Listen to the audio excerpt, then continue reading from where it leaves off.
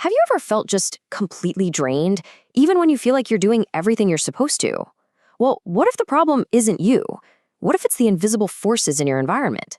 Today, we're going to explore a completely different way of thinking about this, one that shifts the focus from fighting off germs to building up your body's own inner strength.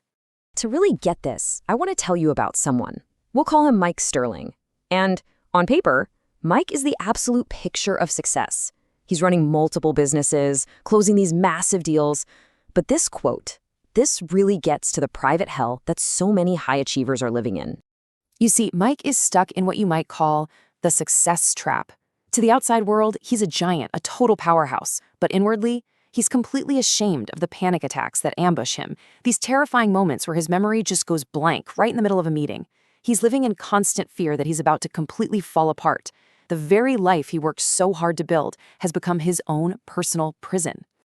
And we're not talking about just vague stress here. This is a deep, specific kind of terror. It's the fear that his body will literally betray him during a presentation. It's the gut-wrenching guilt that his kids are only going to remember him as the stressed-out ghost. It's the deep shame of trying to hide the fact that he knows he's not as sharp as he used to be. And then there's the ultimate fear, that his family will give up on him before his body does. So, what was the final straw for Mike? It wasn't a failed merger. It wasn't a boardroom battle. Nope. It was a paper towel dispenser. In the executive bathroom, his hands were shaking so badly from stress that he couldn't get the little motion sensor to work. And in that moment, the absurdity of it all, the inability to do this one simple thing, his entire carefully constructed world just shattered. He just slid down the marble wall, completely and utterly broken. Mike's crisis really brings us to a huge fork in the road when someone gets sick, and that can be anything from burnout to a common cold to something much worse. There are two fundamentally different ways to look at the situation, two completely different questions to ask. Okay, so the first question is the one we're all super familiar with, right? This is the question that comes from germ theory. What bug got you? What virus is it? What's the name of the external thing that invaded your system? The entire focus is on finding that attacker and then, finding the right weapon to kill it. But then there's this other question, a much older one. And this comes from a more Eastern perspective. It asks, hang on a second, forget about the germ for a moment. Why was your body a place where that germ could set up shop and thrive? Why was the front door unlocked and the welcome mat out? It's a simple little shift in the question, but believe me, it changes absolutely everything. And this table just lays it out so perfectly. Germ theory is all about the seed, the germ, the virus. The goal is to kill that seed on what it sees as a battlefield. But terrain theory? Well, that's all about the soil, your body's internal environment. The goal isn't to kill anything. It's to nurture the soil, to make it so healthy and strong that the seed can't even take root in the first place. So let's talk a little more about this idea of your body's terrain. The best way to think about it is to picture your body as an inner garden.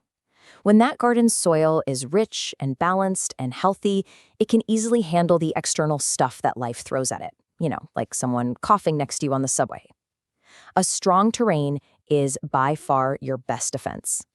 I mean, this quote just says it all, doesn't it?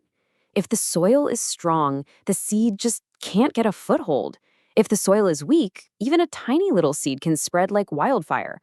You and the person sitting next to you could be exposed to the exact same seed. But if your internal soil is depleted and weak, kind of like Mike's was, that seed is going to have a field day. If your soil is strong, though, that same seed just withers and dies. So the big question is, what weakens our soil in the first place? Well, Eastern medicine points to 6 external factors from the environment that can knock us off balance. They are wind, cold, summer heat, dampness, dryness, and fire.